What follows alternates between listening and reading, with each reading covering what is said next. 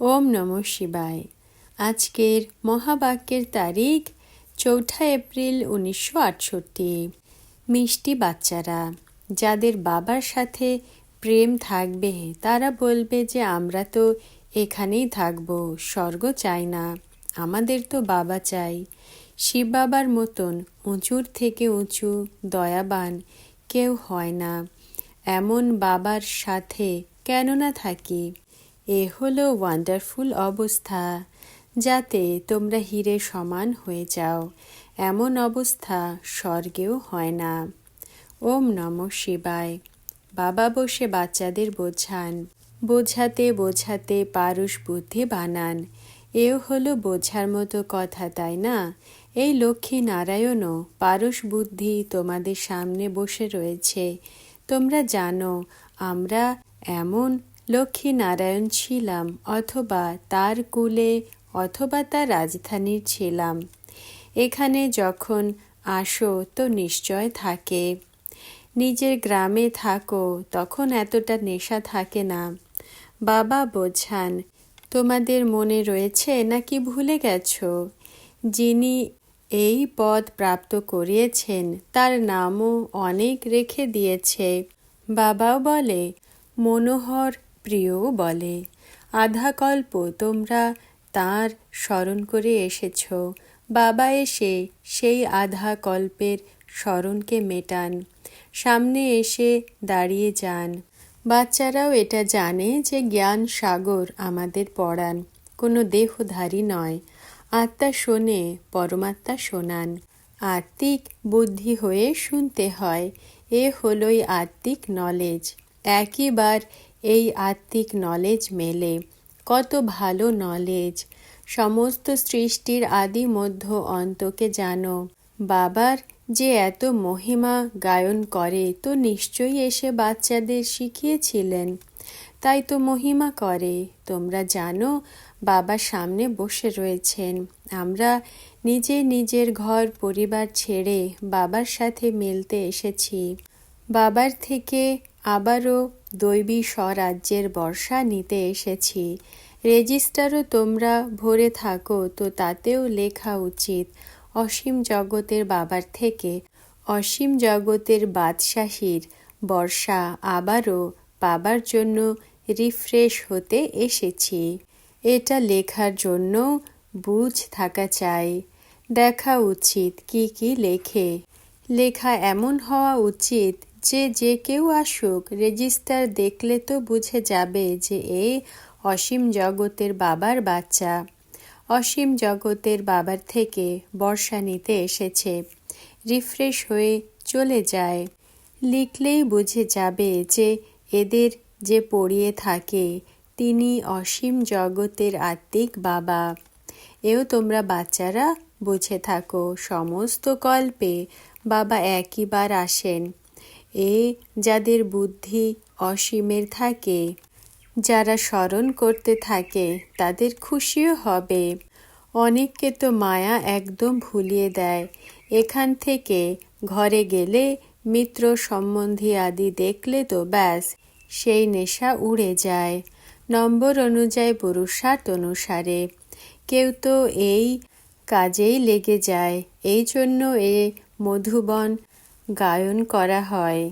তোমরা বাচ্চারা বুঝেছ যে মধুবন কাকে বলা হয়, কি রয়েছে। পার্থক্য তো অনেক রয়েছে, তাই না? এখানে তোমরা প্র্যাকটিক্যালে বাবার সামনে বসে রয়েছ। নম্বর অনুযায়ী খুশিও থাকে, বাবা মিলেছেন ব্যাস। দ্বিতীয়ত কোনো জিনিস মিষ্টি নেই। বাবা কত সুখের সাধন বলে থাকেন। এমন বাবাকে তো অনেক স্মরণ করা উচিত। এ কোনো নিজের বড়াই করে না। বাবা বোঝান, আমাকে স্মরণ করো।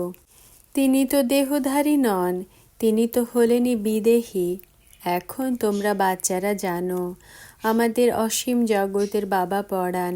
বাবা বলেন, আমি এই তন দ্বারা তোমাদের পড়াতে এসেছি। এ হলো রথ, তাই না? যেমন তোমাদের নিজের রথ রয়েছে, এনার তো নিজের রথ নেই। তিনি তো হলেন শিব, তোমরা হলে শালিগ্রাম।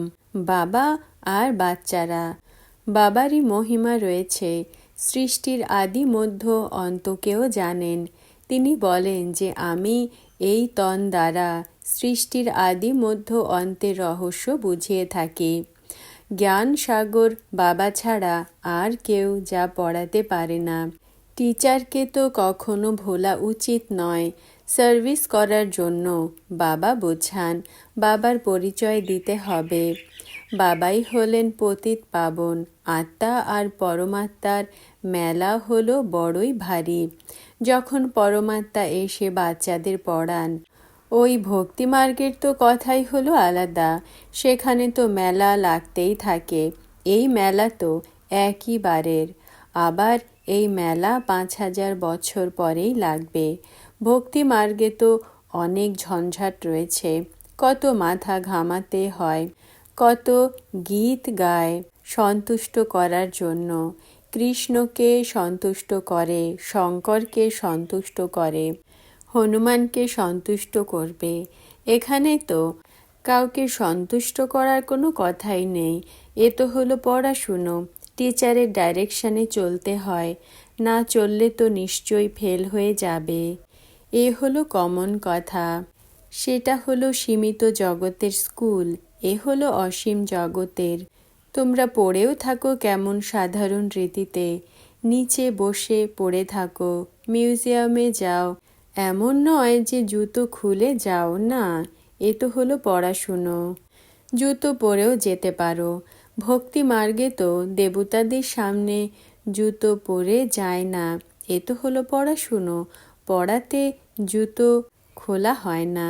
জুতো ভক্তি মার্গে খোলা হয়। মিউজিয়ামে যায় জুতো বাইরে খুলে গেলে তো চুরি হয়ে যেতে পারে। তো এই পড়া কত হলো ওয়ান্ডারফুল। বাবা বাচ্চা বাচ্চা বলে বোঝাতে থাকেন। এমন অভ্যাস হয়ে গেছে, বাচ্চাদের বাচ্চা বাচ্চা বলতে থাকবেন। এই অভ্যাস থাকার কারণে ব্রহ্মা বাবা বলেন যে কখনো কখনো আমিও বাবা হয়ে যাই। এরা হলো আমার বাচ্চা, নিজেকে ভাই মনে করি না। সেই অভ্যাস চলে যেতে থাকে। বাচ্চা বাচ্চাই বলতে হয়। তো বাবা হয়ে গেলাম, তাই না? তবুও সম্বন্ধ থাকে না। এই দুনিয়ার সাথে কোনো সম্বন্ধ নেই শিব বাবার। আমি তো হলাম সেখানকার অধিবাসী, আসি শুধু পড়ানোর জন্য। পড়ানোর জন্য খুশিও হয়, আবার দয়াও হয়। বুঝিয়ে থাকি যে মিষ্টি বাচ্চারা, অন্যদের কল্যাণ করো, শুধুমাত্র মন্ত্র দিতে থাকো। গুরুরা মন্ত্র দিয়ে থাকে, ঘরে থোড়াই বসিয়ে রাখে। এত লক্ষ লক্ষ ফলোয়ার্স হয়, সবাই তাদের ঘরে থাকবে কি? মন্ত্র নিয়ে নিজের ঘরে চলে যায়। সে সব হলো ভক্তি মার্গ। জ্ঞানের থেকে তো সদ্গতি হয়। ভক্তিও আধা কল্প চলে। এখন তোমরা জেনে গেছো, নম্বর অনুযায়ী পুরুষার্থ অনুসারে ভক্তিতে প্রাপ্তি হয় ক্ষণভঙ্গুরের। বাবা বলেন, এই শোনা কথা এখন তোমরা আর শুনো না। অন্ধশ্রদ্ধার ভক্তির মার্গ হলো ঘোর অন্ধকারের মার্গ, যা বিভ্রান্ত করে।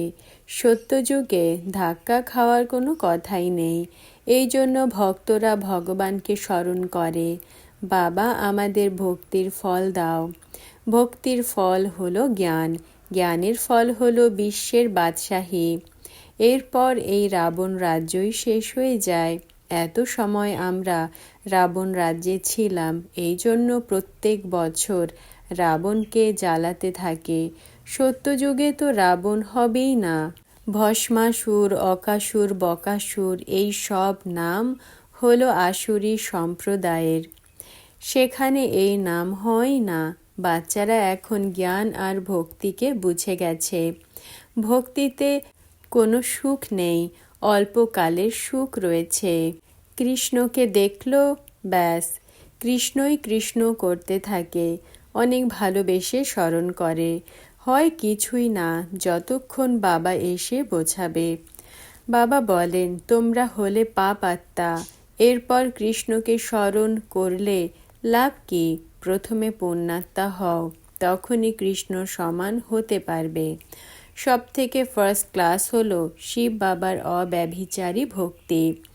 এখন তোমাদের মেলে অব্যভিচারী জ্ঞান।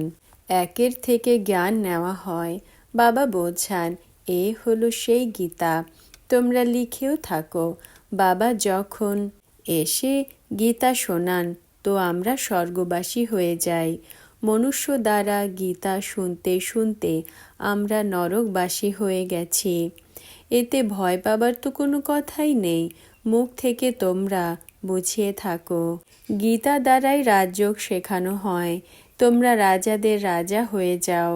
এরপর যারা তোমাদের সুখ দিয়েছে তাদের ভক্তি মার্গে তোমরা স্মরণ করো। এখন তোমরা বুঝতে পেরেছ। বাবা রাজযোগ শিখিয়েছিলেন। আমরাই দেবী দেবতা হই, যার মহিমা শুরু থেকে চলে আসছে। প্রথমে হয় শিবের পূজা, এরপর দেবতাদের পূজাও নম্বর অনুযায়ী হবে, তাই না? এই ড্রামা অনেক ভালো বানানো রয়েছে। এই জ্ঞান মার্গ আর ভক্তি মার্গ বোঝানো হয়, গ্লানি করা হয় না। এ তো অনাদি ড্রামা, যাতে ভগবানের পাঠ রয়েছে। একে এমন থোড়াই বলা হবে যে ড্রামা ঠিক নয়। এ তো কখনো আবারও হাসবে, কেমন ড্রামা বানানো রয়েছে, এভাবে কি পড়বে। কিন্তু ড্রামা তো অনাদি অবিনাশী, তাই না? ভগবান আমাদের পড়ান, অন্তরে কত খুশি হয়। মৃত সমান চেহারা হওয়া উচিত নয়।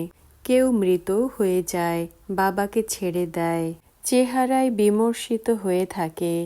এরা কি দেবতা হবে? প্রজা, দাস দাসী আদি হতে পারবে। তাও পরবর্তীতে গিয়ে তোমরা সব দেখবে। এখানেও এমন তোমরা দেখবে। তবুও স্বর্গের দাসী হওয়া কোনো কম কথা নয়। এখানে বাবা তো এসেছেন তোমাদের পড়াতে।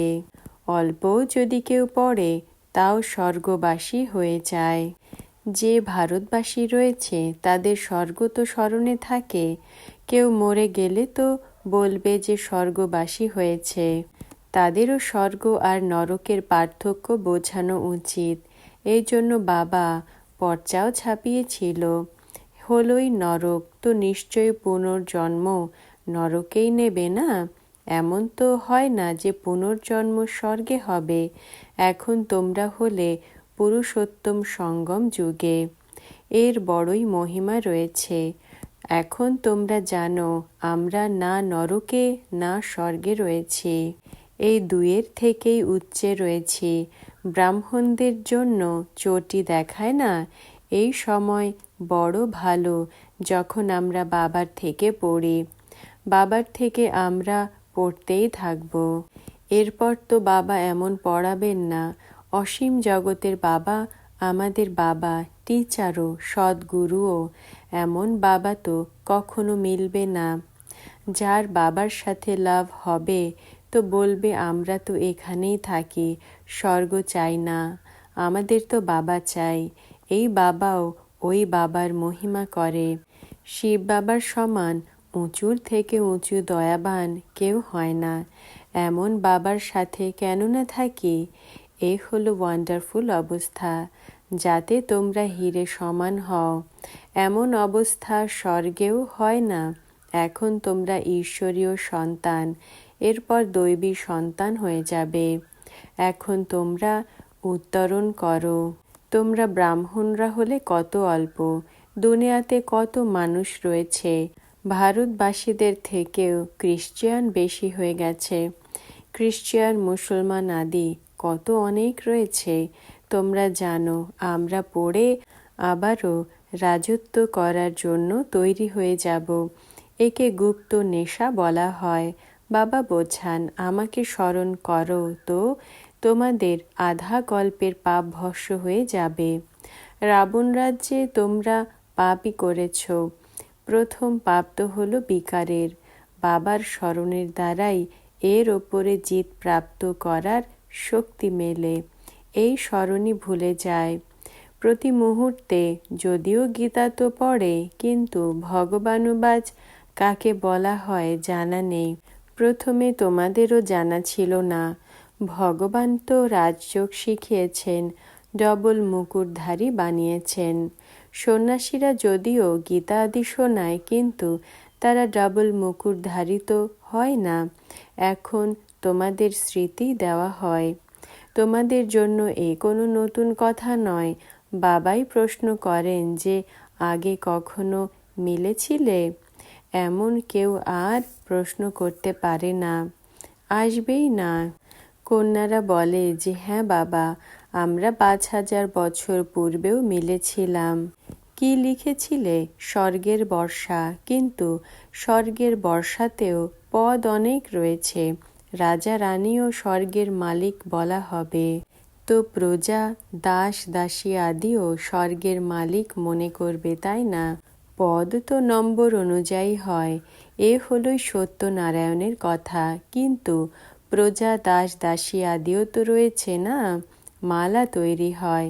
এরপর আধা কল্প পরে পবিত্র রাজত্ব থাকে না? তোমরা এই পড়ার দ্বারা 21 জন্ম ফল ভোগ করো। এরপর রাবণ রাজ্য শুরু হয়, তো ফল সমাপ্ত, ভক্তি শুরু হয়ে যায়।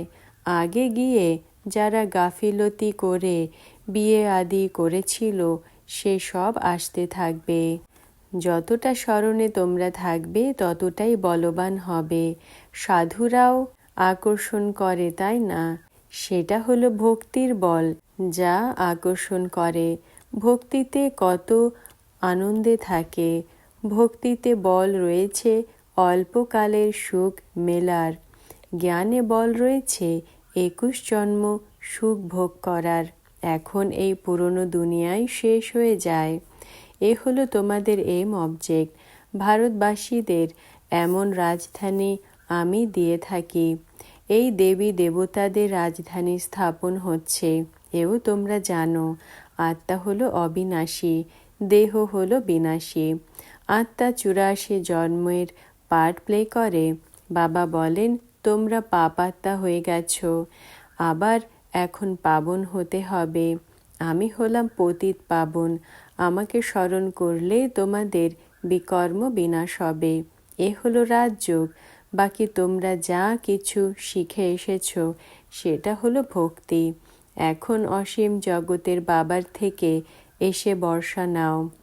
এখনই সবাই এসে গেলে তো রিভলিউশন হয়ে যাবে, সব শেষে আসবে, এখন নয়। এই সময় হলো রাবণ রাজ্যের পাম্প। অনেক ধনবান হয়ে গেছে। রাবণ রাজ্যেও ধনের নেশা চায় না? কত কোটি পদমপতি হয়ে যায়। যখন একদম পুরো নরক হয়ে যায়, তখন আবার বাবা এসে কন্ট্রাস্ট বলে থাকেন, মাঝখানে আসেন না। তো বাচ্চাদের কত ভালোবেসে বোঝান। চিন্তার তো কোনো কথাই নেই। তোমাদের সবারই কিছু না কিছু চিন্তা হবে। যদিও ছেড়ে দিয়েছ, তবুও স্মরণ তো থাকে না? বাবার কি স্মরণে থাকে? বাচ্চাদের পড়ানো।